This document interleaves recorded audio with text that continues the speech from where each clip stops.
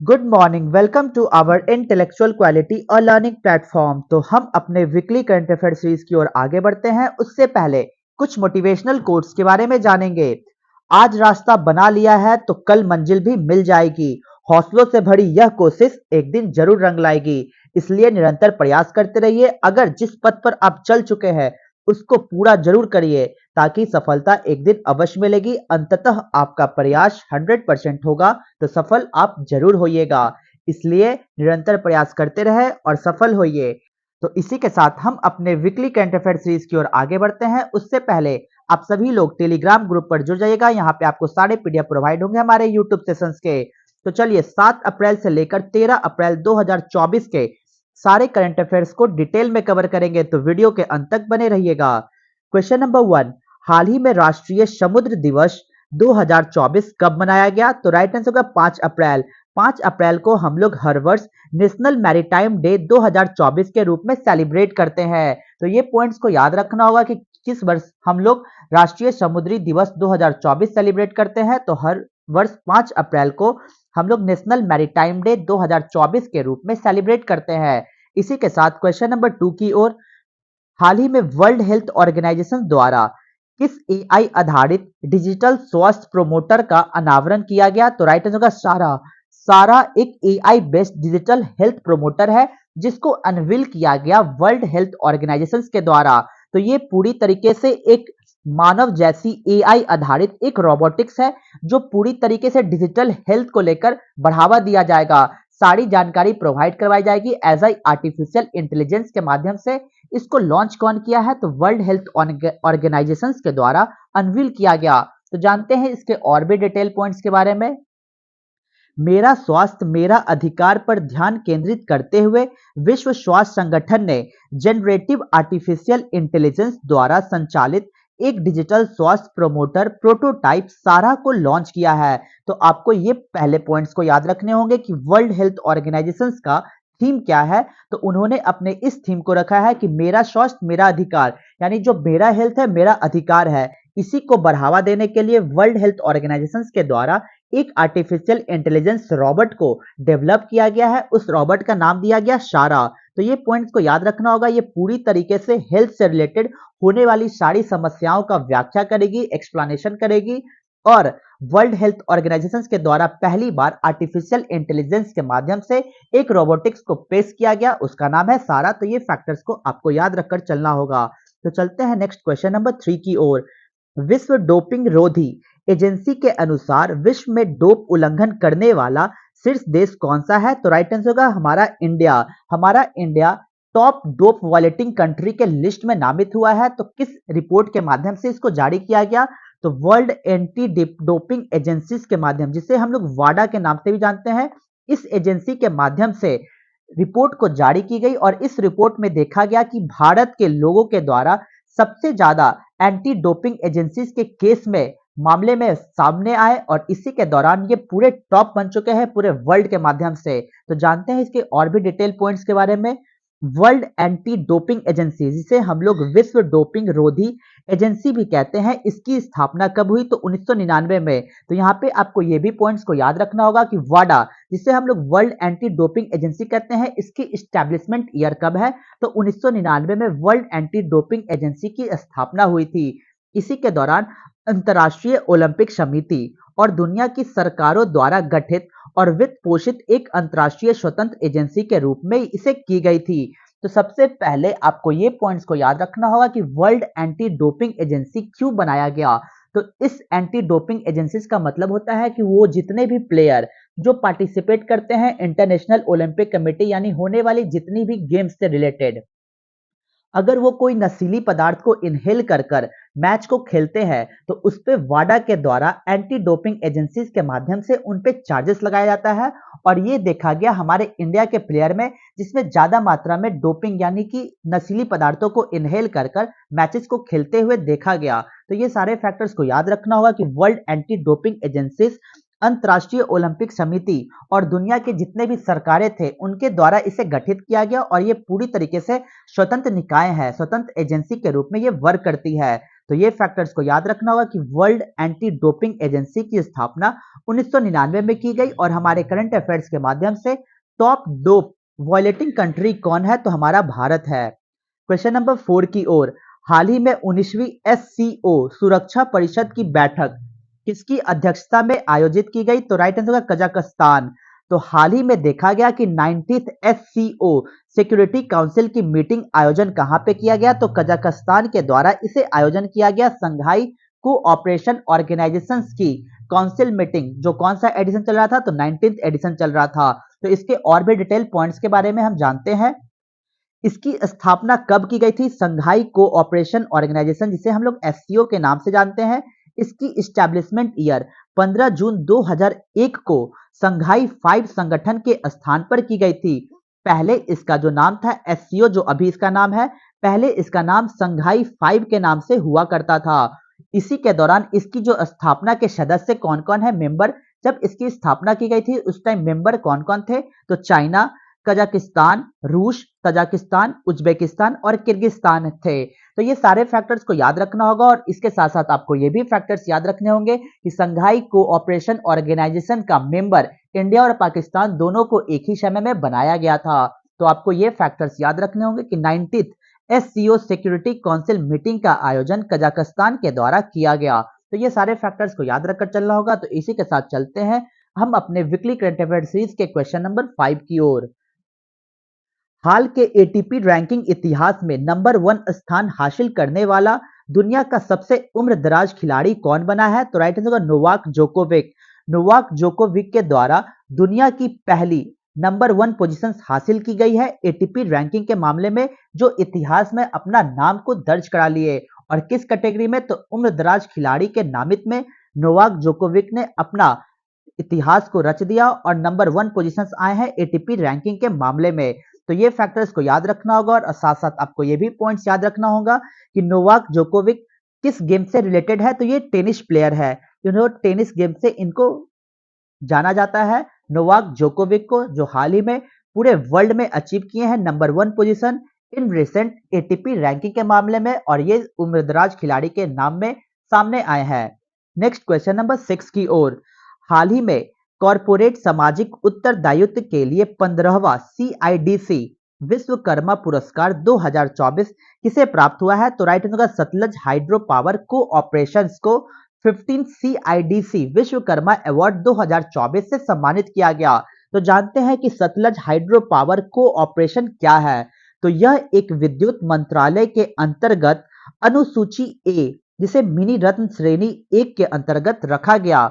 इसी के दौरान ये जो SJVN है, जिसे हम लोग सतलज हाइड्रो पावर कोऑपरेशन कहते हैं, जो पूरी तरीके से सतलज जल विद्युत निगम के नाम से जाना जाता था, इसे ही SJVN की स्थापना कब की गई थी, तो 24 मई 1988 को इसकी स्थापना भारत सरकार और हिमाचल प्रदेश सरकार के बीच एक संयुक्त उद्यम के रूप में की गई थी। तो सबसे फैक्टर्स वाली याद ये रखनी है कि सतलज हाइड्रो पावर कोऑपरेशन नाम से ही आपको ये ऐसा लग रहा है कि ये एक हाइड्रो पावर कोऑपरेशन करके एक विद्युत मंत्रालय है, जिससे हम लोग एनर्जी को, इलेक्ट्रिकल एनर्जी को प्रोवाइड करते हैं, प्रोड्यूस करते हैं, जो वाटर से इलेक्ट्रिकल एनर्जी में कन्वर्ट होती है। इसी के दौरान आपको ये भी पॉइंट्स याद रखने होंगे कि सतलज हाइड्रो पावर कोऑपरेशन एक विद्युत मंत्रालय के अंतर्गत अनुसूची ए मिनी रत्न श्रेणी 1 के अंतर्गत आती एक कंपनी है। इसकी स्थापना कब की गई थी, तो 24 मई 1988 को इसकी स्थापना की गई।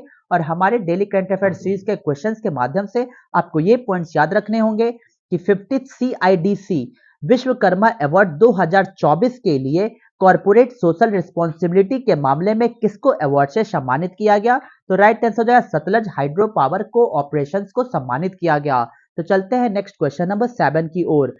परमाणु ऊर्जा आयोग की रिपोर्ट के अनुसार देश में कब तक 1 लाख मेगावाट परमाणु ऊर्जा क्षमता स्थापित करने की योजना बनाई है, तो राइट आंसर 2047 तक। 2047 तक एक रिपोर्ट जारी की गई एटॉमिक एनर्जी कमीशन के द्वारा, और इस रिपोर्ट के माध्यम से यह बताया गया कि अब तक 1 lakh megawatt nuclear power capacity पूरे भारत में प्लान करने के लिए सोचा जा रहा है, जो 2047 तक इसको कंप्लीट किया जाएगा। तो ये फैक्टर्स को याद रखने होंगे कि हमारे एटॉमिक एनर्जी कमीशन के रिपोर्ट के माध्यम से इस प्लान को अनवील किया गया। इस प्लान के माध्यम से यह बताया गया कि 1 lakh megawatt nuclear power capacity हमारे भारत में होगी। जो कब तक इसका लक्ष्य रखा गया, तो साल 2047 तक। इसके दौरान आपको यह भी फैक्टर्स याद रखने होंगे कि भारत के लिए संभावित शुद्ध शून्य की दिशा में सिंक्रोनाइजिंग एनर्जी ट्रांजिशन सभी के लिए सस्ती और स्वच्छ ऊर्जा शीर्षक वाली एक रिपोर्ट के अनुसार यह बताया गया कि भारत का लक्ष्य है कि 2047 तक अपने परमाणु ऊर्जा उत्पादन को 8000 मेगावाट से अधिक करके मौजूदा स्तर से 1 लाख मेगावाट तक बढ़ाना है। तो सबसे पहले आपको ये फैक्ट्स याद रखनी होगी कि न्यूक्लियर पावर कैपेसिटी ये एक एनर्जी के माध्यम से प्रोड्यूस किया जाएगा और ये एनर्जी पूरी तरीके से ग्रीन एनर्जी पर वर्क करेगी, जो हमारे कार्बन इमिशंस को कम करेगा। जीरो कार्बन इमिशंस को कंट्रोल करने के लिए, वहां तक लक्ष्य को पहुंचने के लिए 2047 तक ये लक्ष्य लिया गया कि 1 lakh megawatt nuclear power capacity को हमारे भारत के द्वारा बढ़ाया जाएगा। जो अभी इसकी प्रोडक्शन है 8000 मेगावाट, तो इसको 1 लाख मेगावाट तक बढ़ाने का लक्ष्य रखा गया है साल 2047 तक, जो पूरी तरीके से शुद्ध शून्य की दिशा में सिंक्रोनाइजिंग एनर्जी ट्रांजिशंस के रूप पर वर्क करेगी। तो ये सारे फैक्टर्स को याद रखना होगा और सबसे इंटरेस्टिंग फैक्टर्स आपको ये याद रखनी होगी कि एटॉमिक एनर्जी कमीशन के रिपोर्ट के माध्यम से ये प्लान किया गया कि साल 2047 तक 1 lakh megawatt nuclear power capacity को बढ़ाना है। तो चलते हैं नेक्स्ट क्वेश्चन नंबर 8 की ओर। हाल ही में विश्व स्वास्थ्य दिवस 2024 कब मनाया गया? तो राइट आंसर होगा 7 अप्रैल। 7 अप्रैल को वर्ल्ड हेल्थ डे 2024 के रूप में हम लोग सेलिब्रेट करते हैं 7 अप्रैल को। तो वर्ल्ड हेल्थ डे का पर्पस क्या है सेलिब्रेट करने का? तो इसका उद्देश्य है कि जागरूकता को बढ़ाना, जितनी कम से कम हो सके तो बीमारियों को कंट्रोल करना, डिजीजेस को कंट्रोल करना, होने वाली बीमारियों से लड़ना वर्ल्ड हेल्थ डे का लक्ष्य रखा गया। और इसी के दौरान 7 अप्रैल को अवेयरनेस के रूप में, वर्ल्ड हेल्थ डे के रूप में हम लोग सेलिब्रेट करते हैं ताकि होने वाली बीमारियों से निपटारा कर सके। तो ये फैक्टर्स को याद रखना होगा कि हर वर्ष हम लोग वर्ल्ड हेल्थ डे 7 अप्रैल को सेलिब्रेट करते हैं। तो चलते हैं नेक्स्ट क्वेश्चन नंबर 9 की ओर। हाल ही में एनटीपीसी ने किस राज्य की 220 मेगावाट की बरौनी स्टेज 1 परियोजना को अस्थायी रूप से बंद कर दिया है? तो राइट आंसर होगा बिहार। बिहार के बरौनी में 220 मेगावाट की एक स्टेज 1 प्रोजेक्ट जो चालू की गई थी, उसे एनटीपीसी के द्वारा पूरी तरीके से परमानेंटली क्लोज कर दिया है। तो जानते हैं इसके क्लोज करने के पीछे का कारण क्या है? तो सरकारी स्वामित्व वाली बिजली कंपनी एनटीपीसी, जिसे हम लोग national thermal power cooperation limited कहते हैं, इन्होंने ही बिहार में अपने 220 मेगावाट के Barauni thermal power station stage 1 को अस्थायी रूप से बंद कर दिया है। तो ये पॉइंट्स को याद रखना होगा एग्जाम पॉइंट्स ऑफ व्यू से कि हाल ही में एनटीपीसी के द्वारा 220 मेगावाट की किस एनर्जी को, किस स्टेज 1 प्रोजेक्ट को बंद किया है? तो बिहार के बरौनी में 220 मेगावाट की एनटीपीसी के द्वारा एक प्रोजेक्ट को चालू किया गया था, उसको पूरी तरीके से बंद कर दिया गया। तो ये पॉइंट्स को याद रखना होगा। तो चलते हैं नेक्स्ट क्वेश्चन नंबर 10 की ओर। हाल ही में हिमालय में ग्लेशियर लेक आउटबर्स्ट फ्लड की निगरानी के लिए एक विशेषज्ञ पैनल का गठन किसने किया है? तो राइट आंसर होगा उत्तराखंड। उत्तराखंड गवर्नमेंट के द्वारा एक्सपर्ट पैनल को बनाया गया जो पूरी तरीके से मॉनिटर करेगी ग्लेशियर लेक आउटबर्स्ट फ्लड। तो सबसे पहले ये जानेंगे कि ग्लेशियर लेक आउटबर्स्ट फ्लड क्या है। तो मैं आपको एक एग्जांपल देता हूं, इस एग्जांपल्स के माध्यम से आप ये समझ जाइएगा कि ग्लेशियर लेक आउटबर्स्ट फ्लड क्या होती है। जिस तरीके से आपने ये सुना था कि उत्तराखंड में केदारनाथ के टाइम एक आपदा आई थी, उस आपदा में लाखों का नुकसान हुआ था, लाखों लोगों की जान गई थी। तो आप इस पॉइंट्स को जानते हैं। केदारनाथ जिस पर मूवी भी बन चुकी है सुशांत सिंह राजपूत जी की, तो उसी केदारनाथ के दौरान जैसे बादल फटा था और बाढ़ आने की संभावनाएं बहुत ज्यादा बढ़ चुकी थी, तो उसी को रोकने के लिए उत्तराखंड गवर्नमेंट के द्वारा एक्सपर्ट पैनल्स को बैठाया गया जो पूरी तरीके से मॉनिटर करेगा। ग्लेशियर लेक आउटबर्स्ट फ्लड को कंट्रोल करने के लिए उत्तराखंड गवर्नमेंट के द्वारा इस पहल को शुरू की गई। तो ये पॉइंट्स को याद रखना होगा। तो चलते हैं नेक्स्ट क्वेश्चन नंबर 11 की ओर। हाल ही में लॉन्च हुई नई पुस्तक द आइडिया ऑफ डेमोक्रेसी के लेखक कौन है? तो राइट आंसर होगा सैम पित्रोदा। सैम पित्रोदा जी के द्वारा लिखी गई the idea of democracy book को लॉन्च किया गया। तो एग्जाम पॉइंट्स ऑफ व्यू से आपको ये पॉइंट्स को याद रखना होगा कि द आइडिया ऑफ डेमोक्रेसी के ऑथर कौन है? तो सैम पित्रोदा। ये डायरेक्ट क्वेश्चंस ऐसे ही एग्जाम में आते हैं, तो आपको इसी माध्यम से कवर करना होगा। Next question number 12। हाल ही में विप्रो के नए सीईओ के रूप में किसे नियुक्त किया गया? तो राइट आंसर होगा श्रीनिवास पल्ल्या जी को अपॉइंट किया गया है as a new CEO of Wipro. तो एग्जाम में अपॉइंटेड से भी क्वेश्चंस आते हैं, तो अगर क्वेश्चंस ये आता है कि सीईओ ऑफ विप्रो किसे बनाया गया, तो राइट आंसर होगा श्रीनिवास पल्लई जो को। नेक्स्ट क्वेश्चन नंबर 13, हाल ही में किस राज्य के मिराज में बने सितार और तानपुरा को जीआई टैग मिला है? तो राइट आंसर होगा महाराष्ट्र। महाराष्ट्र स्टेट के सितार और तानपुरा को जीआई टैग से सम्मानित किया गया। तो जानते हैं इसके पॉइंट्स के बारे में। सितार और तानपुरा कहाँ पे बनाया जाता है? तो मिराज में बनाया जाता है, और इसी के दौरान ये एक महाराष्ट्र का प्रोडक्ट है जिसे जीआई टैग से सम्मानित किया गया। सितार और तानपुरा से देखते ही आपके माइंड में ये आनी चाहिए कि ये एक म्यूजिकल इंस्ट्रूमेंट है जिसको हाल ही में जीआई टैग दिया है। तो जानते हैं इसके डिटेल पॉइंट्स के बारे में। महाराष्ट्र के एक छोटे से शहर मिराज में बने सितार और तानपुरा को भौगोलिक संकेत, जिसे हम लोग जीआई टैग या ज्योग्राफिकल इंडिकेशन भी कहते हैं। यह क्षेत्र वाद्य यंत्र बनाने के लिए प्रसिद्ध है और यह सांगली जिले में भी आता है। तो सबसे इंटरेस्टिंग फैक्ट्स को आपको ये याद रखनी होगी। अगर क्वेश्चंस जितना से जितना टफ हो सके तो आप डायरेक्ट बना सकते हैं हमारे इस करंट अफेयर्स के माध्यम से। तो अगर एग्जाम में ये क्वेश्चंस आता है कि हाल ही में सितार और तानपुरा को जीआई टैग दिया है, वो किस स्टेट से बिलोंग रखता है, तो आपको राइट आंसर मारना होगा महाराष्ट्र। अगर ये पूछेगा कि किस जिला में, महाराष्ट्र के किस जिले में सितार और तानपुरा को बनाया जाता है, तो राइट आंसर हो जाएगा मिराज। अगर ये पूछा जाएगा कि सितार और तानपुरा जिसे हाल ही में जीआई टैग दिया गया, जो महाराष्ट्र के मिराज का प्रोडक्ट है, लेकिन वो किस यंत्र से संबंधित रखता है, तो राइट आंसर होगा वाद्य यंत्र, जो एक म्यूजिकल इंस्ट्रूमेंट है। किस जिले में, तो सांगली जिले में। किस शहर में, तो छोटे शहर मिराज में। तो ये सारे छोटे छोटे पॉइंट्स को कवर करना होगा, और इसी के साथ हम चलते हैं नेक्स्ट क्वेश्चन नंबर 14 की ओर।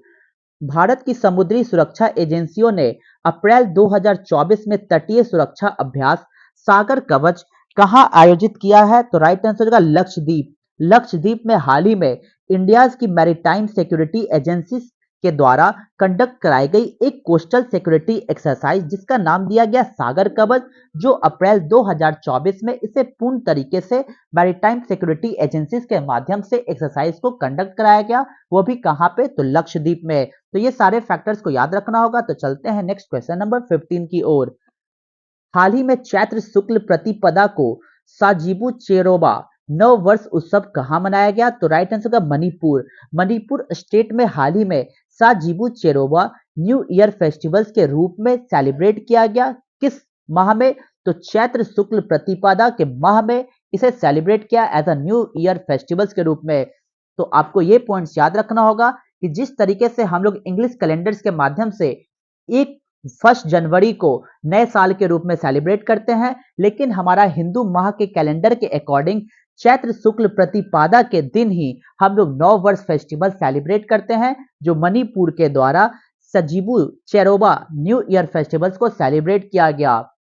हर साल, देखिए ये पॉइंट्स को याद रखना होगा कि हर साल चैत्र के शुक्ल प्रतिपदा को पूरे देश में हिंदू नव वर्ष, जिसे नवरात्रि, उगादि, गुड़ी पड़वा, चेटी चंद, नवरे और सजीबू चेरोबा त्योहार मनाए जाते हैं। इस बार चैत्र शुक्ल प्रतिपदा 9 अप्रैल 2024 को है। तो ये पॉइंट्स को आपको याद रखना होगा, और साथ साथ आपको ये भी पॉइंट्स याद रखने होंगे कि नव वर्ष फेस्टिवल्स जो हिंदू माह के कैलेंडर के अकॉर्डिंग चैत्र शुक्ल प्रतिपदा के समय सेलिब्रेट किया जाता है।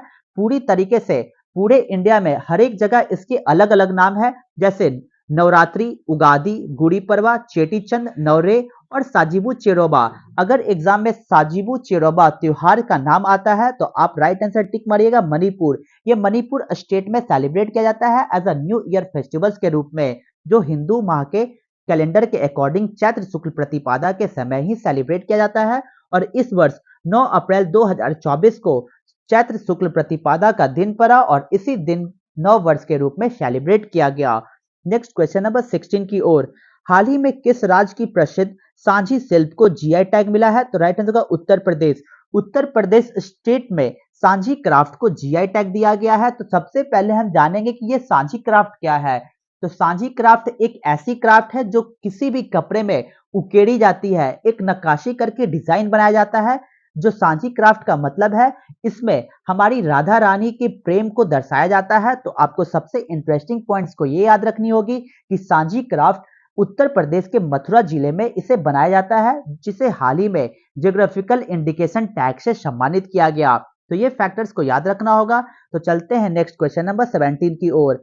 हाल ही में आईपीएल के इतिहास में सर्वाधिक शतक लगाने की उपलब्धि किसने हासिल की है? तो राइट आंसर विराट कोहली। विराट कोहली जी के द्वारा सबसे ज्यादा शतक लगाया गया पूरे इतिहास के आईपीएल के दौरान। विराट कोहली जी के द्वारा शतक लगाकर अपने इतिहास को रच दिए हैं। तो आपको ये फैक्टर्स को याद रखना होगा कि विराट कोहली जी ने 6 अप्रैल 2024 को जयपुर के सवाई मानसिंह स्टेडियम में राजस्थान रॉयल्स के खिलाफ इंडियन प्रीमियर लीग आईपीएल में अपना 8वां शतक बनाकर इंडियन प्रीमियर लीग आईपीएल के इतिहास में सर्वाधिक शतकों का रिकॉर्ड बनाया है। तो ये सारे फैक्टर्स को याद रखने होंगे कि विराट कोहली जी ने एक अचीवमेंट को हासिल की, वो भी इतिहास के आईपीएल के पन्नों में उसने अपना दर्ज कर लिया सर्वाधिक शतक का रिकॉर्ड बनाकर। तो आपको ये भी फैक्टर्स याद रखने होंगे। अगर एग्जाम पॉइंट ऑफ व्यू से जितनी कठिन से कठिन क्वेश्चंस बनाने की अगर वो करते हैं तो आप सभी लोग हमारे इस करंट अफेयर्स के माध्यम से सारे आंसर्स को सही लगाइएगा। तो कैसे? अगर एग्जाम में आते हैं कि सर्वाधिक शतक आईपीएल में किसने लगाया है, तो राइट आंसर होगा विराट कोहली। उस दौरान किसके बीच में मैच को खेली जा रही थी? तो राजस्थान रॉयल्स और आरसीबी के बीच में। तो ये फैक्टर्स को याद रखकर चलना होगा। तो चलते हैं नेक्स्ट क्वेश्चन नंबर 18 की ओर। हाल ही में मोंटे कार्लो मास्टर्स में मुख्य ड्रॉ मैच जीतने वाले पहले भारतीय कौन बने हैं? तो राइट आंसर होगा सुमित नागल। सुमित नागल जी पहले भारतीय बने हैं जिन्होंने ड्रॉ मैच को जीता है। कहां पे? तो वो भी मोंटे कार्लो मास्टर्स में इस गेम को जीता गया। तो जानते हैं कि मोंटे कार्लो मास्टर्स क्या है और इसमें कौन से गेम्स को खिलाया जाता है। तो इसे रोलेक्स मोंटे कार्लो मास्टर्स के नाम से भी जाना जाता है। इसकी स्थापना कब की गई थी? तो 1896 में मोंटे कार्लो मास्टर्स की स्थापना की गई, वो भी मोंटे कार्लो इंटरनेशनल के रूप में इसे की गई थी। पुरुष पेशेवर खिलाड़ियों के लिए फ्रांस के रोके ब्रून कैप मार्टिन में आयोजित एक वार्षिक टूर्नामेंट में इसे आयोजित किया गया था। तो आपको ये फैक्टर्स को याद रखने होंगे कि सुमित नागल जी किस गेम से बिलोंग रखते हैं। तो राइट आंसर होगा टेनिस। ये एक टेनिस के प्लेयर है जिन्होंने हाल ही में मोंटे कार्लो मास्टर्स में ड्रॉ मैच को जीतकर इतिहास रच दिया और ये पहले भारतीय बने हैं जिन्होंने इस मैच को जीता है। तो चलते हैं नेक्स्ट क्वेश्चन नंबर 19 की ओर। हाल ही में विश्व के सबसे बुजुर्ग जीवित व्यक्ति का गिनीज वर्ल्ड रिकॉर्ड किसने बनाया है? तो राइट आंसर होगा जॉन एल्फ्रेड जी के द्वारा गिनीज वर्ल्ड रिकॉर्ड में अपने नाम को दर्ज किया as a world's oldest living man के कैटेगरी में। इन्होंने 111 वर्षीय ब्रिटिश अंग्रेज जॉन अल्फ्रेड टिनिस वुड को गिनीज वर्ल्ड रिकॉर्ड्स द्वारा दुनिया के सबसे बुजुर्ग जीवित व्यक्तियों के खिताब से नवाजा गया है। तो आपको ये पॉइंट्स को याद रखना होगा कि किस तरीके से Guinness World Record for the world's oldest living man के कैटेगरी में नामित किया है। तो वो है जॉन एल्फ्रेड जी। अगर एग्जाम में पूछता है कि ये किस कंट्री से बिलोंग रखते हैं तो आपका राइट आंसर हो जाएगा ब्रिटिश। ये एक ब्रिटिशर्स है जिनको हाल ही में वर्ल्ड्स ओल्डेस्ट लिविंग मैन के रूप में गिनीज वर्ल्ड रिकॉर्ड से नवाजा गया। नेक्स्ट क्वेश्चन नंबर 20 की ओर। हमारे वीकली करंट अफेयर्स सीरीज का यह है लास्ट क्वेश्चन। Question number 20। हाल ही में भारतीय सेना ने किस देश से man portable air defence system Igla S को हासिल किया है? तो राइट आंसर होगा रशिया। रशिया के द्वारा हमारे इंडियन आर्मी के द्वारा एक्वायर किया गया मैन पोर्टेबल एयर डिफेंस जिसका नाम दिया गया है इग्ला एस। तो जानते हैं इग्ला एस के बारे में। इग्ला एस एक हाथ से पकड़ी जाने वाली रक्षा प्रणाली है जिसे एक व्यक्ति या चालक दल द्वारा संचालित किया जा सकता है। इसे कम उड़ान वाले विमानों को मार गिराने के लिए डिजाइन किया गया है और यह क्रूज मिसाइलों और ड्रोन जैसे हवाई लक्ष्यों को भी पता लगा सकता है और उन्हें निष्क्रिय भी कर सकता है। तो ये सारे फैक्टर्स को याद रखना होगा कि हाल ही में इंडिया के द्वारा एक्वायर किया गया, कहां से? तो रशिया से एक्वायर किया गया एज अ इंडियन आर्मी के द्वारा। वो भी कौन सा सिस्टम? तो man portable air defence system जिसका नाम है इग्ला एस, जिसको मैंने यहाँ पे डिटेल्स माध्यम में कवर किया कि इग्ला एस आखिर क्या है। तो ये सारे फैक्टर्स को यहाँ तक याद रखना होगा। तो यहाँ तक वीडियो को देखने के लिए thank you so much guys. Video को ज्यादा से ज्यादा हो सके तो लाइक शेयर और सब्सक्राइब करें ताकि और भी कंटेंट आपके पास पहुंच जाए। जय हिंद, जय भारत दोस्तों।